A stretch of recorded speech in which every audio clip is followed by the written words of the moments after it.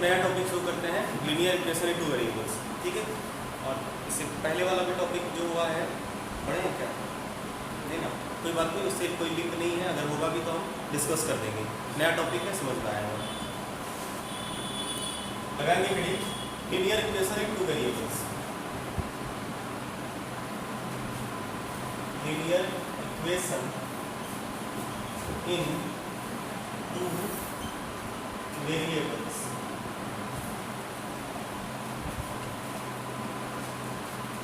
Board के point of view से काफ़ी इंपॉर्टेंट टॉपिक है। इससे आपके 4 या 5 मार्क्स के क्वेश्चन आने ही आने हैं। कभी कभी 4 मार्क्स का आ जाता है सीधा सीधा, कभी कभी आपको 2 मार्क्स का भी क्वेश्चन आता है। अलग अलग फॉर्मेट में सवाल बनते हैं, तो अच्छा खासा मार्क्स मिल सकता है आपको इससे, और टॉपिक भी काफ़ी आसान होता है, इसलिए चिंता की कोई बात है नहीं। हम लोग इसको डिस्कस करेंगे और टॉपिक आसान होता है। यहाँ पे देखिए, इसमें कुछ ऐसे टर्म्स हैं जो आपको समझने पड़ेंगे। पहले एक तो लीनियर का मतलब, दूसरा इक्वेशन, तीसरा टू वेरिएबल्स। ठीक है, तो हम लोग बारी बारी से ये समझते हैं कि क्या मतलब होता है लीनियर का।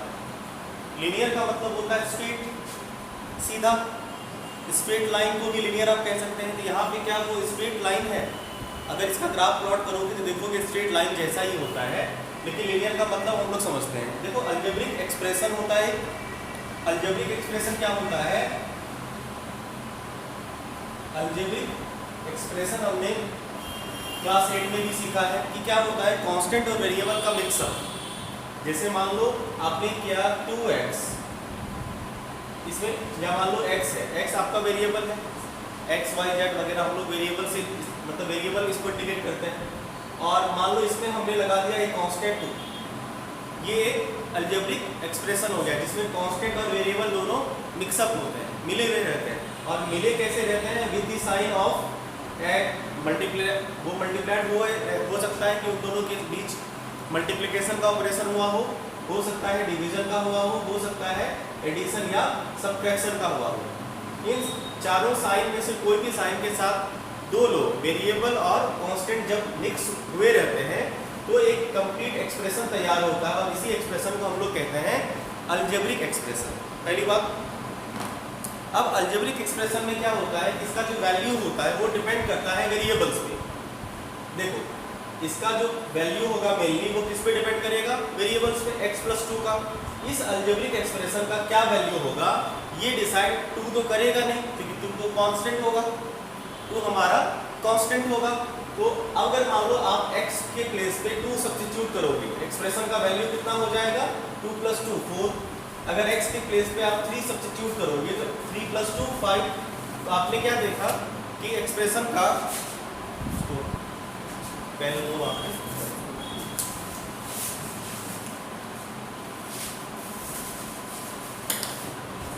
अच्छे से एक्सप्रेशन का वैल्यू डिपेंड किया उसमें जो प्रेजेंट वेरिएबल्स है उसके बेसिस पे। क्लियर?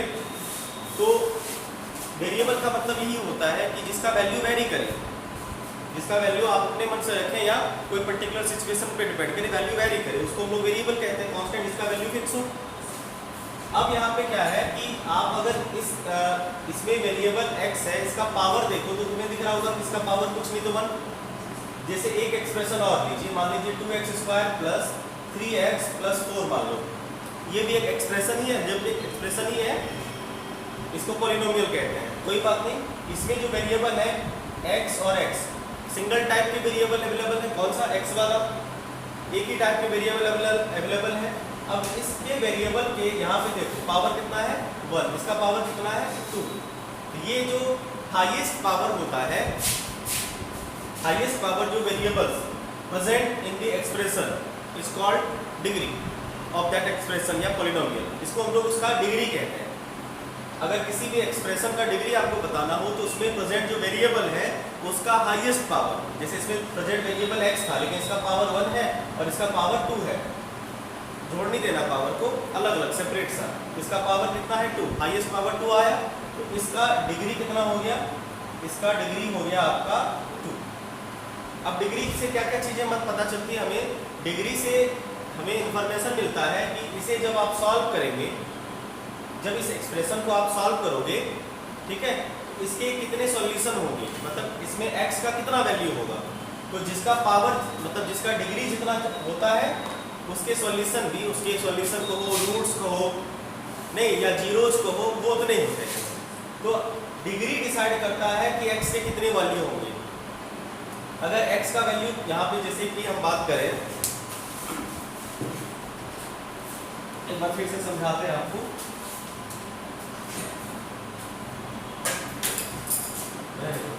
जैसे कि हमारे पास मान लो है 2x² प्लस 3x माइनस 1, ठीक है। ये हमारे पास एक एक्सप्रेशन है जिसको आप कह सकते हैं पॉलिनोमियल है, या जो भी क्वाड्रेटिक इक्वेशन भी कह सकते हैं, क्वाड्रेटिक फॉर्म में भी कह सकते हैं कि पॉलिनोमियल क्वाड्रेटिक पॉलिनोमियल होता है। इसकी डिग्री कितनी है, इसकी डिग्री 2 है। चलिए इसे भूल जाते हैं। हम कहते हैं कि इसमें आपको पुट करना है x का वैल्यू 1, और बताइए क्या आएगा इसका सॉल्यूशन। तो हम लोग क्या करेंगे, x के प्लेस पे 2 × 1 का स्क्वायर प्लस 3 × x के प्लेस 1 को सब्स्टिट्यूट करना है और माइनस 1। जब आप इसे सॉल्व करेंगे तो 2 + 3 - 1 कितना हो जाएगा, 3 2 5 1 कितना 4 आया, ये वैल्यू 4 आया। अगर हम आपको ये कहें कि आप x का वैल्यू 0 पुट कर दीजिए, तो देखोगे 2 × 0, ये भी टर्म 0 हो जाएगा, ये भी 0 होगा, और इसका आंसर कितना होगा, -1। फिर आपको हमने कहा कि x का वैल्यू आप पुट करो,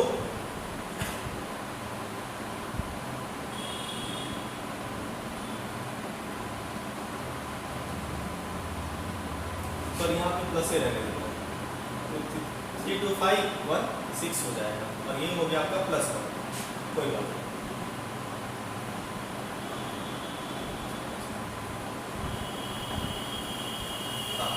अब एक काम करो, इसका वैल्यू 1 है, अब x का वैल्यू आप -1 पुट करो। आप -1 पुट करिएगा तो 2 × -1 का स्क्वायर प्लस 3 × -1 और +1 -1 का स्क्वायर प्लस हो जाएगा 2 हो जाएगा। ये समझ पा रहे, दिख रहा है वहां से, इसको चेंज करना पड़ेगा। और 3 × -1 -3 और ये +1, इसके बाद ये हो जाएगा कितना, -1 + 1 मिलके कितना आया, 0।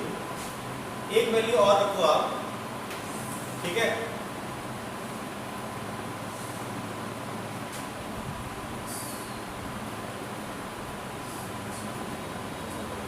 x का वैल्यू आप -1/2 रख लो, x का वैल्यू -1/2 रखिए, तो 2 × -1/2 का स्क्वायर प्लस 3 × -1/2 और +1 सॉल्व करेंगे तो 2 × 1/4 -3/2 +1, ये हो जाएगा आपका कितना, 1/2 -3/2 +1। जब इसको सॉल्व करेंगे तो आंसर 0 आएगा। इसके बाद x बराबर आप हमने 2 वैल्यू निकाले, ठीक है, हमने 2 वैल्यू निकाले हैं। अब इसके बाद हम x का ये 2 वैल्यू छोड़ के, x बराबर 1 और x बराबर -1, ये 2 वैल्यू छोड़ के कोई भी वैल्यू रख लो, कोई भी वैल्यू रख लीजिए, x बराबर 5 -3 7 8 5 करोड़ -3 लाख, कुछ भी वैल्यू आप रख लो। रिजल्ट इन दोनों वैल्यू के अलावा 0 नहीं आने वाला है। हम ये कह रहे हैं कि x का मात्र 2 ही ऐसा वैल्यू इस इक्वेशन के लिए अवेलेबल है तुम्हारे पास, एक x बराबर -1 और दूसरा x बराबर -2, जो जिसे इस इक्वेशन में रखने पे इसका वैल्यू 0 हो जाएगा। अदरवाइज x का तुम कोई भी वैल्यू पुट करोगे, इक्वेशन का वैल्यू 0 नहीं होगा।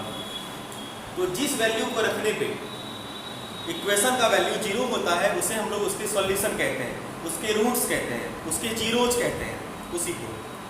आई बात समझ में, जिस भी नंबर जो भी वैल्यू रखने पे इस इक्वेशन का वैल्यू इस इक्वेशन का वैल्यू 0 हो जाए उसे हम लोग उसका रूट्स कहते हैं या सॉल्यूशन कहते हैं। तो इसके x के सॉल्यूशन, x के लिए कितना सॉल्यूशन हो गया, एक इसका -1 और -1/2। देखो 2 ऐसे वैल्यू हैं, अब तुम बोलोगे सर इतना कॉन्फिडेंस है आप कैसे कह रहे हैं, आपने सारी वैल्यू रख के चेक किए हैं क्या? नहीं, हमको कंसेप्ट पता है। कंसेप्ट क्या पता है? x टू द पावर 2 है, हाईएस्ट डिग्री इसका कितना 2 है, सिर्फ इसके 2 ही सॉल्यूशन हो सकते हैं। मतलब डिग्री हमें ये बात का ज्ञान देता है, किसी भी पॉलिनोमियल या किसी भी एक्सप्रेशन की डिग्री ये बताती है कि उसके सॉल्यूशन कितने होंगे। आई बात समझ में? अगर डिग्री यहाँ पे 4 होगा तो इसके 4 वैल्यू निकलते हैं x की। अगर यहाँ पे मान लो 5 होता तो इसके x के 5 ऐसी वैल्यू होती है जिसे रखने पे इक्वेशन का मान 0 होता। समझ पाए? तो डिग्री से ये हमें जानकारी मिलती है। इससे लीनियर का क्या मतलब है? लीनियर का नाता है क्या, वो बताता है। डिग्री का क्या इंपॉर्टेंस है ये समझ पाए? अब देखो, जैसे हमने आपको कहा कि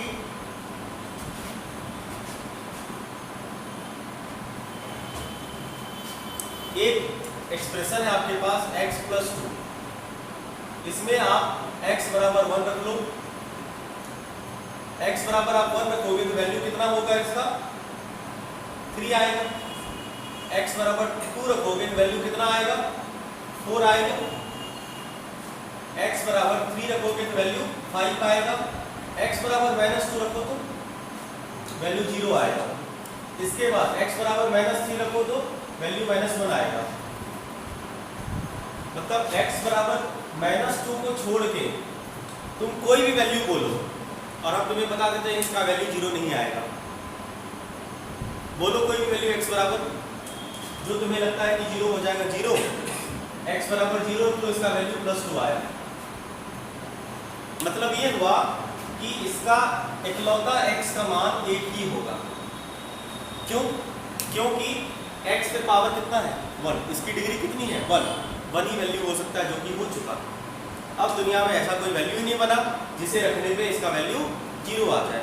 इसके कितने सॉल्यूशन होंगे? 1 होंगे। 0 कितने होंगे? 1 ही होंगे। या रूट सॉल्यूशन को जो भी कहो इसके 1 होंगे। ऐसा एक्सप्रेशन जिसका वैल्यू 1 हो, मतलब जिसकी डिग्री 1 हो, उसे हम लोग कहते हैं लीनियर एक्सप्रेशन। लीनियर का मतलब समझिए। लीनियर मतलब होता है वैल्यू 1, उसके x के कितने वैल्यू हो? 1 हो, उसे हम लोग कहते हैं लीनियर एक्सप्रेशन। कह दो, इक्वेशन तो बाद में बनेगा। समझ पाए? लीनियर का क्या मतलब हुआ? लीनियर का मतलब हुआ कि इसमें जो वेरिएबल होंगे, चाहे 1 वेरिएबल हो, 2 वेरिएबल हो, 3 वेरिएबल हो, जितने भी वेरिएबल्स हैं उसका डिग्री कितना होगा? 1 होगा, पावर 1 होगा। अब मान लो ये ऐसा भी हो सकता है 3x + 4y + 5z, कुछ भी हो सकता है, लेकिन इसमें वेरिएबल का डिग्री कितना है? 1 ही है। तो ये क्या होगा? लीनियर एक्सप्रेशन होगा। क्लियर है? अब इक्वेशन का क्या मतलब होता है? देखो, कोई भी चीज इक्वेशन का मतलब होता है जब आप उसको किसी के बराबर इक्वेट करते हैं, किसी से जब आप कंपेयर करते हैं। जैसे अभी हम यहाँ पे लिखते हैं कि 2x + 4 = 9।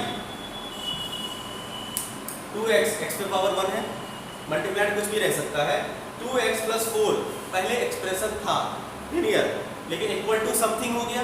अब ये समथिंग में नेगेटिव, पॉजिटिव, 0 कुछ भी हो सकता है। तब ये बन जाता है हमारा इक्वेशन। इक्वेशन मतलब something equal to something. Equation का यही मतलब होता है, कोई भी एक्सप्रेशन, किसी भी नंबर या एक्सप्रेशन के जब हम लोग इक्वेट कर देते हैं उसे, तो वो इक्वेशन बन जाता है। इक्वेशन का मतलब समझ में आया? आते हैं 2 वेरिएबल्स वाले। अब देखो इसमें कितने वेरिएबल है? सिर्फ एक, x। हमें पढ़ना है 2 वेरिएबल वाला, जिसमें x और y, मतलब x y को हो, a b को हो, कोई भी 2 वेरिएबल होंगे। तो हमें ऐसे लीनियर एक्सप्रेशन पढ़ने हैं, ऐसे लीनियर इक्वेशन पढ़ने हैं जिसमें 2 वेरिएबल होंगे। जैसे अभी हम बोले, मान लो 2x + 3y, ये अभी एक्सप्रेशन रहा, ये जो है अभी एक्सप्रेशन है। कौन सा? लीनियर, क्योंकि डिग्री 1 है। इक्वल टू मान लो 4 कर दिए, बन गया इक्वेशन। अब ये बन गया आपका linear equation, degree 1 linear equation. 2 variables, equation क्यों? क्योंकि इक्वल टू समथिंग है। लीनियर क्यों? क्योंकि डिग्री 1 है। 2 वेरिएबल क्यों? क्योंकि इसमें 2 वेरिएबल। आई बात समझ में? ये होता है लीनियर इक्वेशन इन 2 वेरिएबल्स। मतलब लाइन का समझ में आया कि हम लोग करने क्या वाले हैं? मतलब क्या होता है लीनियर इक्वेशन इन 2 वेरिएबल्स का मतलब, ये क्लियर हो गया। अब आइए कि सर ये आपने कभी 2x + 3y लिखा, कभी 4x + 5z लिख देंगे, तो आखिर ये दिखता कैसा है? जनरल फॉर्म इसका क्या होता है? किस फॉर्मेट में ये दिखता है आपको? ठीक है, जनरली जो इसका फॉर्म होता है, जिसको हम लोग इसका जनरल फॉर्म कहते हैं, वो कुछ ऐसा दिखेगा आपको। जनरल फॉर्म, इसका जनरल फॉर्म कैसा होता है? तो जनरल फॉर्म होता है ax plus by plus c equal to 0। ax plus by plus c equal to 0 लिखो नहीं, पहले समझो, पहले समझ लेते हैं, ठीक है। अब a क्या है? देखो x और y दो variable, c a b c है क्या? a b c आपका कांस्टेंट है। कैसे पता चलेगा? जैसे हम लोग देखें 2x प्लस 3y प्लस 4 बराबर 0। बराबर 0 मतलब बराबर समथिंग, कुछ भी हो, इक्वल टू समथिंग इक्वेशन बनेगा, ठीक है। x और y दो वेरिएबल, देखो 2 3 4 कांस्टेंट है ना, यहाँ पे a b c क्या होगा? कांस्टेंट होगा। रियल नंबर हो सकता है, कोई भी नंबर हो सकता है आपका। यहाँ पे हम इसको मार्क कर देंगे कि वेयर a b c क्या होगा? a b c are real number, या कोई कांस्टेंट कह सकते हो, 0 भी हो सकता है। Where a b and c are real numbers, any real numbers, but a does not equal to 0 and b does not equal to 0। इसका क्या मतलब हुआ? देखो कुछ भी हो, a 0 और b 0 नहीं होना चाहिए। ऐसा क्यों सर? आइए मान के चलें कि a 0 हो गया। अगर मान लो a 0 होगा तो ये वाला टर्म खत्म हो जाएगा, तो बचेगा क्या? by प्लस c बराबर 0। क्या ये लीनियर इक्वेशन, सॉरी 2 वेरिएबल वाला एक्सप्रेशन रहा? एक सिंगल वेरिएबल वाला एक्सप्रेशन बन गया ना, ये सिंगल वेरिएबल का लीनियर इक्वेशन बन गया। हमें तो 2 वेरिएबल वाले हैं ना, मतलब हमें x और y को जिंदा रखना है, x और y को आपको जिंदा रखना है। इसी तरह से आप a को, यहाँ पे क्या हुआ, आपने a को 0 कर दिया, एक्सप्रेशन ऐसा मिला जो कि लीनियर इक्वेशन 2 वेरिएबल नहीं है। उसी तरह से अगर मान लो अगर आप b को 0 करोगे तो क्या होगा? ax प्लस c बराबर 0, जो कि 2 वेरिएबल वाले इक्वेशन फिर भी नहीं हो गए। इसलिए a और b का 0 होना संभव नहीं है, ये 0 नहीं हो सकता, पॉसिबल नहीं है, ठीक है। कंडीशन से लिख दिया। अब तुम बोलोगे सर c के बारे में तो कुछ नहीं कहा गया है, c 0 होगा कि नहीं होगा? बिल्कुल, c के बारे में कुछ नहीं कह सकते आप, 0 हो भी सकता है, नहीं भी हो सकता है। जैसे देखो c के 0 होने न होने से लीनियर इक्वेशन 2 वेरिएबल में कोई फर्क नहीं पड़ने वाला, एक्सप्रेशन में कोई फर्क नहीं पड़ेगा। चलो c को 0 कर देते हैं, ये होगा ax प्लस by बराबर 0। देखो 2 वेरिएबल है, इक्वेशन है, हो गया लीनियर इक्वेशन 2 वेरिएबल। क्यों नहीं हो सकता? जैसे 2x plus 3y equal to 0 हो सकता है। आई बात समझ में? तो c आपका 0 हो भी सकता है, नहीं भी हो सकता है, कोई जरूरी नहीं है कि c 0 नहीं होगा या हो भी करेगा। क्लियर? तो ये इसका जनरल फॉर्म हो गया। याद रखिएगा कि ax प्लस by, a और b कुछ भी हो सकता है, a b c आपका कोई भी रियल नंबर हो सकता है, लेकिन c 0 हो सकता है, नहीं भी हो सकता है, लेकिन a और b 0 तो नहीं होगा। नेगेटिव नंबर हो सकता है, पॉजिटिव नंबर हो सकता है, कुछ भी हो सकता है, रूट वाला नंबर हो सकता है। क्लियर है? जनरल फॉर्म नोट करिए, फिर आगे बात करें। इसके कुछ एग्जाम्पल्स देख लें। जैसे मान लीजिए नॉर्मल सा 3x minus 2y plus 4 equal to 0, equal to कुछ भी हो सकता है। जैसे दूसरे एग्जाम्पल में मान लो हमने क्या किया, c को अपसेट कर दिया, मान लेते हैं। जैसे 2y plus 5x equal to 4, ये भी चलेगा। c यहाँ पे है, हालांकि कोई बात नहीं, c अपसेंट हो गया, 0 के प्लेस पे समथिंग हो गया। क्या हो सकता है? मान लो ये फ्रैक्शन में भी हो सकता है, डेसिमल में भी 0.25x नहीं minus 0.37y plus 0.6 equal to 0, ऐसा भी।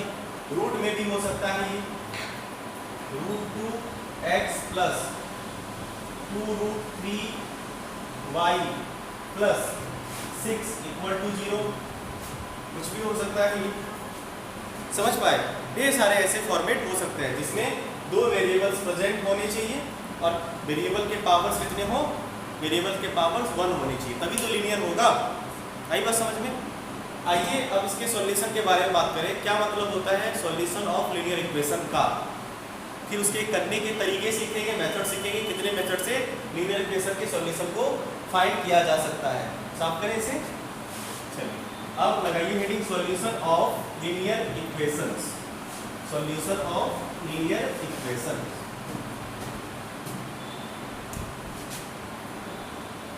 Solution of linear equation,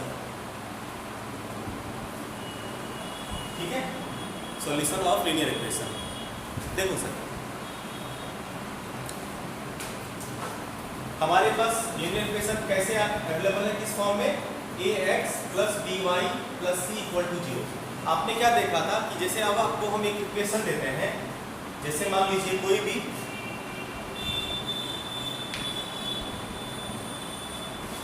five x minus 3y equal to 9, ठीक है, और हम आपको कह रहे हैं कि आप x बराबर 3 और y बराबर 2 पुट करिए। x इक्वल टू 3 नहीं, आपको पुट करना है x इक्वल टू 3 और y बराबर 2। x equal to 3 y equal to 2 put करिए। तो थोड़ा साइड में कर लेते हैं। हमने आपको कहा कि आपके पास एक एक्सप्रेशन है, कौन सा, क्या था, 5x minus 3y minus 9, 5x minus 3y minus 9, ऐसा कुछ था, सॉरी इक्वल टू 9, हाँ ये की बात है, इक्वल टू 9। ये आपके पास एक लीनियर इक्वेशन 2 वेरिएबल है और आप x इक्वल टू 3 पुट कर दीजिए, put x equal to 3 and y equal to 2। तो पुट करने से क्या आएगा जरा देखते हैं, 5 इंटू 3 नहीं, x के प्लेस में 3 और 3 इंटू y के प्लेस में क्या रखना है, 2 इक्वल टू कितना हुआ, इक्वल टू इक्वल टू, हमें ये जो LHS वाला टर्म है ना, LHS और ये RHS वाला टर्म है, इसे जब आप सॉल्व करोगे तो 5 3 जा 15 माइनस 3 2 जा 6, जब सॉल्व करोगे तो ये कितना आएगा, 9। हाँ बिल्कुल, क्या ये RHS के बराबर, मतलब इक्वल टू जो था वो उसके बराबर आया, इक्वल टू RHS बराबर आ गया। इसका मतलब क्या होगा, x इक्वल टू 3 और y इक्वल टू 2 इस इक्वेशन का सॉल्यूशन होगा, जिसे रखने पे इक्वेशन सेटिस्फाइड हो जाए। नहीं, इक्वल टू जैसे यहाँ पे अगर मान लो 0 होता, इक्वल टू 0 होता तो 0 के बराबर होना चाहिए। इक्वल टू मान लो यहाँ पे 5 होगा तो इसको सॉल्व करने के बाद 5 आना चाहिए।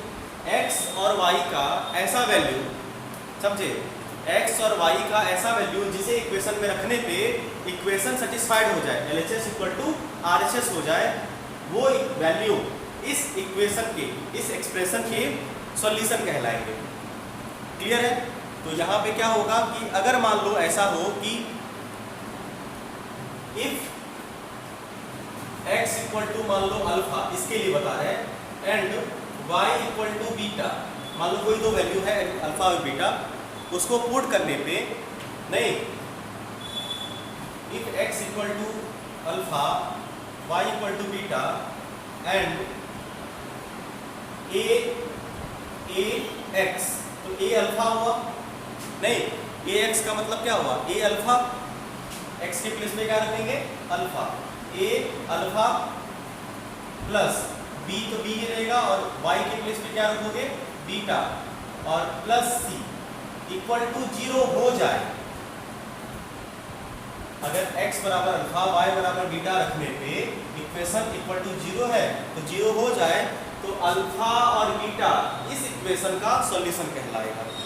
जिस तरह से x बराबर 3 और y बराबर 2 रखने पे इक्वेशन जिसके बराबर था वो इक्वेट हो गया ना, LHS RHS के बराबर हो गया ना, तो x और y आपका सॉल्यूशन कहलाया इस एक्सप्रेशन का। उसी तरह से अगर x बराबर अल्फा y बराबर बीटा रखने पे अगर इक्वेशन 0 हो जाता है, सेटिस्फाइड हो जाता है, then alpha and beta are the solution of linear equations. इस इक्वेशन के सॉल्यूशन होंगे, इस इक्वेशन के सॉल्यूशन होंगे। पहले इसी लिख लीजिए इक्वेशन के बाद ये, उसके बाद ये नीचे एग्जांपल लिख लीजिएगा, नोट कर लीजिए।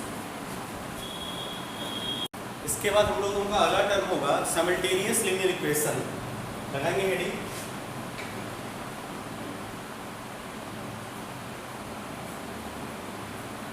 simultaneous linear equation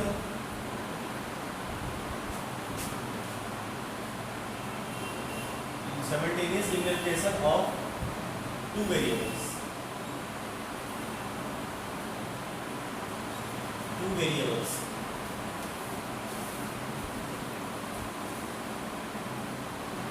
ठीक है, simultaneous linear equation two variable का क्या मतलब हुआ ये समझो।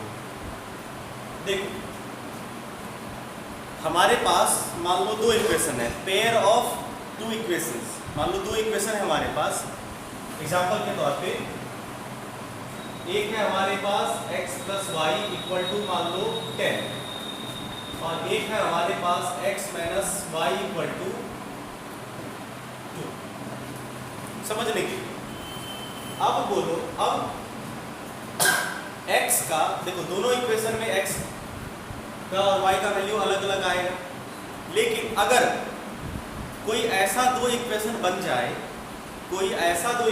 जाए जिसमें x के सेम वैल्यू रखने पे और y के सेम वैल्यू रखने, इसमें भी x वही रखें जो इसमें रखने वाले, इसमें भी y वही रखें जो इसमें रखने वाले और इक्वेशन सेटिस्फाइड हो जाए, तो तब ये दोनों इक्वेशन साइमल्टेनियस लीनियर इक्वेशन कहलाएगा। फिर से समझो, जैसे हमारा मन किया कि x बराबर 6 रखें और y बराबर 4 रखें। चलिए इसमें रख के देखते हैं LHS में, इसके LHS में रख के देखते हैं क्या सेटिस्फाई करता है। x बराबर 6 y बराबर 4 इक्वल टू कितना हुआ 2। यहाँ पे क्या हुआ, LHS आपका RHS के बराबर हो गया, मतलब ये इक्वेशन सेटिस्फाइड हो गया। इस इक्वेशन के लिए x बराबर 6 और y बराबर 4 इसके रूट्स हो गए। आइए एक बार इसे उसमें रख के देखते हैं, x इक्वल टू 6 और y इक्वल टू LHS में, ठीक है, x equal to 6 y equal to 4 कितना आया 10। यहाँ भी LHS इक्वल टू RHS हो गया, मतलब ये x और y का वैल्यू दोनों इक्वेशन में सेटिस्फाइड हो गया। दोनों इक्वेशन के लिए ये x और y का वैल्यू चलने वाला है। नहीं, इसका मतलब ऐसे दो इक्वेशन जिसमें, ध्यान से सुनो, ऐसे दो इक्वेशन जिसमें x और y का वैल्यू सेम रखने पे वही x का y का वैल्यू इसमें भी रखना है और उसी x और y के वैल्यू को इसमें भी रखना है, और अगर दोनों इक्वेशन सेटिस्फाइड कर जाता है तब ये दोनों इक्वेशन साइमल्टेनियस लीनियर इक्वेशन कहलाता है। एक बार एक लाइन दिखा देते हैं, फिर एग्जांपल लिखना। लाइन लिखो, two linear equations in two unknowns, two linear equations in two variables, two linear equations in two unknowns या variables x and y are two linear equation in two variables x and y are said to be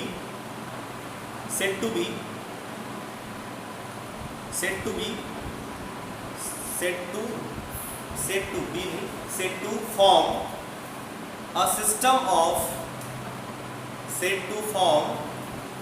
a system of simultaneous linear equation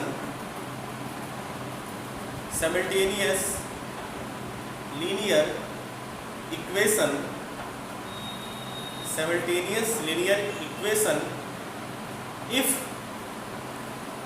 each of them is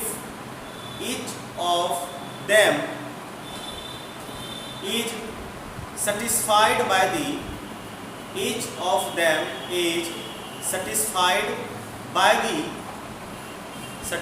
by the same pair of values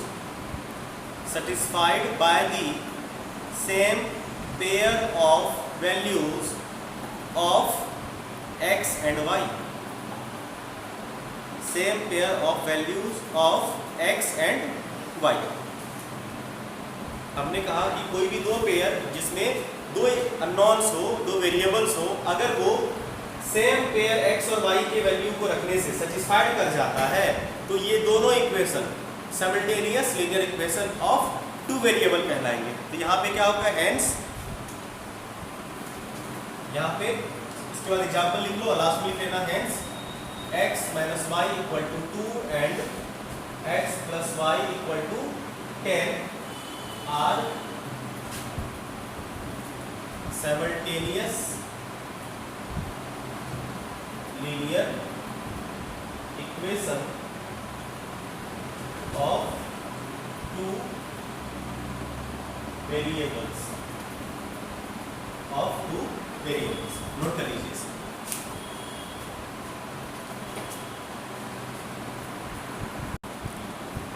simultaneous linear equation को आप ऐसे भी समझ सकते हैं कि मान लो simultaneous दो इक्वेशन है, मान लो दो a और b, दो लड़का है, जैसे इक्वेशन a है और ये इक्वेशन b है।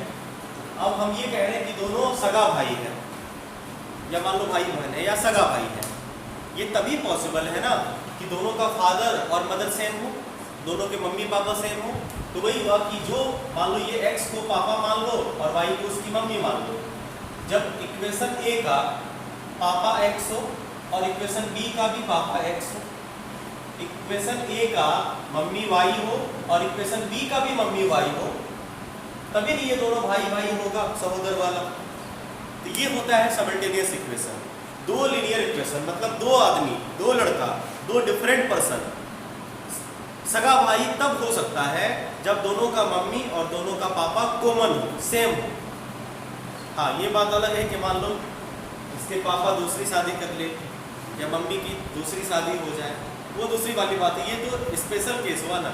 जनरल केस में ये होता है कि सबके पास एक ही माँ होती है, सबके पास एक ही पापा होते हैं। हाँ, किस्मत वाले लोग होते हैं जिसके पास दो माएँ हो। ठीक। साइमल्टेनियस इक्वेशन के सॉल्यूशन का क्या मतलब होता है? लगाएंगे heading solution of simultaneous linear equation of two variables. Solution of simultaneous equation of two variables.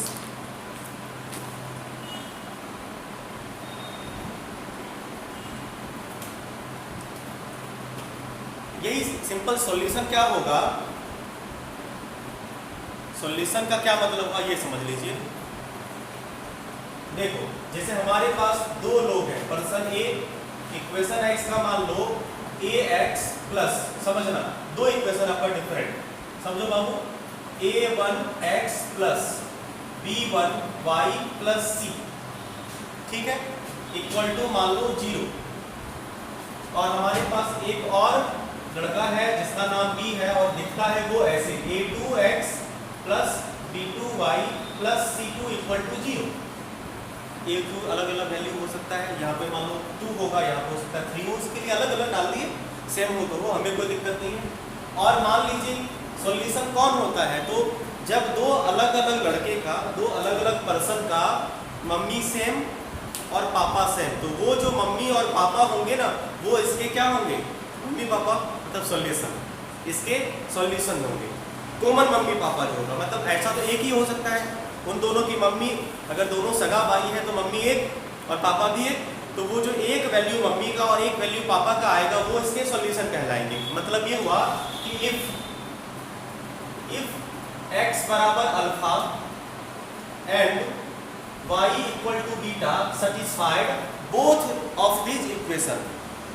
If x बराबर अल्फा एंड y बराबर बीटा रखने से इफ satisfy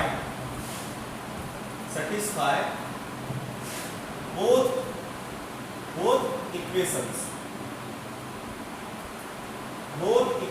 दोनों इक्वेशन को सेम अल्फा और सेम बीटा सेटिस्फाइड करे। ये बात समझ पा रहे हैं ना, same alpha same beta satisfied करे, then alpha and beta are the solution of simultaneous linear equation of two variables। इसे नोट करिए, फिर एक दो एग्जांपल इस पे समझाएंगे, नोट करिए इसे।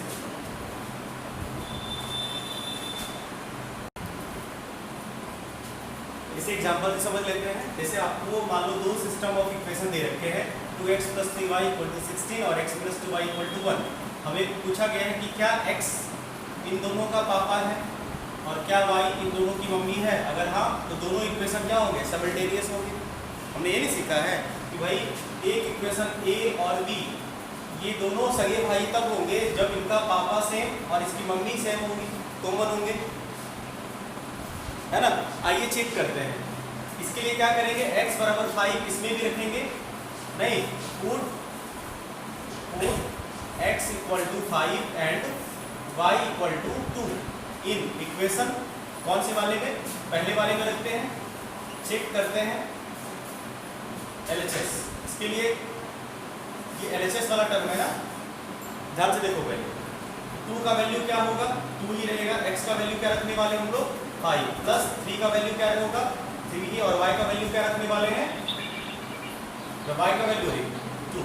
इसे सॉल्व करेंगे, 5 2 = 10, 3 2 = 6, कुल मिला के कितना आया 16। मतलब आप कह सकते हैं कि LHS RHS के बराबर है।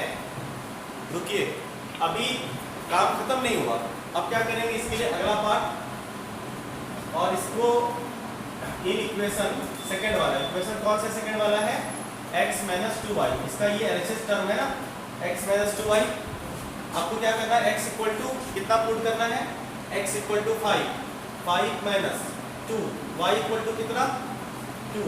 सॉल्व करेंगे क्या होगा, 5 - 4 विच इज इक्वल टू 1, 1, हाँ 1 है। मतलब यहाँ भी क्या हुआ, LHS और RHS सेम हो गया। मतलब x का वही वैल्यू, दोनों इक्वेशन के लिए x का वैल्यू बना, और x का वही, y का वही वैल्यू दोनों इक्वेशन के लिए y का वैल्यू बना। अगर ऐसा हो रहा है इसका मतलब दोनों इक्वेशन क्या है, साइमल्टेनियस लीनियर इक्वेशन है। समझ पाए, सॉल्यूशन नोट करिए फटाफट।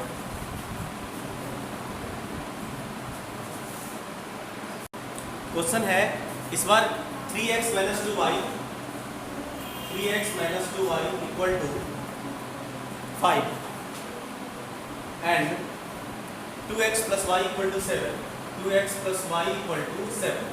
और फिर से आपको सो दैट करना है कि x =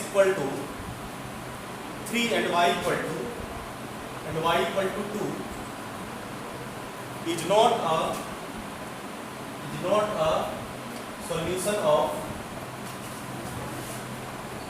a solution of given pair of linear equation। उसी लाइन को लास्ट में कॉपी कर देना। इसके सॉल्यूशन को पहले समझो।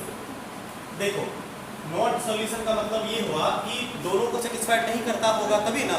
आओ चेक करें। पहला इक्वेशन क्या है, 3x - 2y = 5, इसमें पुट हम लोग कर देते हैं x = 3 एंड y = 2। LHS में 3 × 3 - 2 × 2 सॉल्व करेंगे तो 3 3 जा 9, 4 5 आया, ये तो सेटिस्फाइड कर गया। मतलब इसमें तो LHS RHS के बराबर हो गया। लेकिन रुको, दोनों के पापा मम्मी सेम होने चाहिए। इस इक्वेशन का तो पापा मम्मी ढूंढा, क्या अगले वाली इक्वेशन का भी पापा मम्मी वही है, पता करते हैं। अगर अलग अलग हुआ तो ये साइमल्टेनियस नहीं होगा, तब ये सॉल्यूशन दोनों के लिए सेटिस्फाइड नहीं करेगा। अगला इक्वेशन क्या है, 2x + y = 7 है। अब पुट कर दीजिए आप, x = सेम वैल्यू चेक करते हैं और y = 2। पहले देखो, LHS 2 × 3 + 2, y का जगह पे y के प्लेस पे 2 रखिएगा तो 3 2 जा कितना हुआ, 6 + 2 = 8। इक्वल टू कितना था, 7 था। 7 होना था, हुआ सेम नहीं, मतलब दोनों के पापा मम्मी अलग होंगे। इसीलिए आप कह सकते हैं कि LHS does not equal to RHS, hence ये दोनों क्या होगा, दोनों के लिए सॉल्यूशन नहीं हो सकता। हाँ, इसका हो सकता है पापा मम्मी से हो, लेकिन यही पापा मम्मी इसका नहीं है, ये किसी और है, भाई भाई नहीं है। हो सकता है चचेरा ममेरा फुफेरा भाई हो, लेकिन ये सगा भाई नहीं हो सकता। क्लियर है, नोट करिए। और आज हम लोग इतना ही करते हैं, अगले क्लास में हम लोग इसके ग्राफिकली कैसे सॉल्व करते हैं ये सीखेंगे। ठीक है, ग्राफिकल मेथड हम लोग for solving linear equation into variables हम लोग कल सीखेंगे। ठीक, आज के लिए इतना ही।